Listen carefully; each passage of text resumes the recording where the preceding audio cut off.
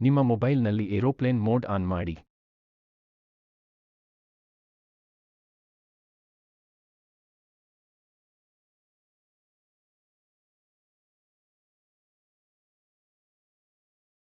ನಂತರ ನಿಮ್ಮ ಮೊಬೈಲ್ನಲ್ಲಿ ***4636** ಎಂದು ಟೈಪ್ ಮಾಡಿ.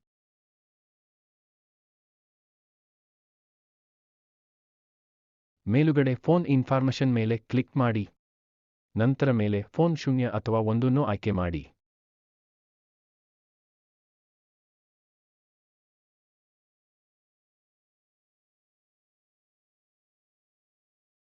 ಕೆಳಗೆ ಮೊಬೈಲ್ ರೇಡಿಯೋ ಪವರ್ ಬಟನ್ ಅನ್ನು ಆನ್ ಮಾಡಿ. ಈಗ ನಿಮ್ಮ ಮೊಬೈಲ್ನಲ್ಲಿ ಏರೋಪ್ಲೇನ್ ಮೋಡ್ನಲ್ಲಿ ಇಂಟರ್ನೆಟ್ ಉಪಯೋಗಿಸಬಹುದು.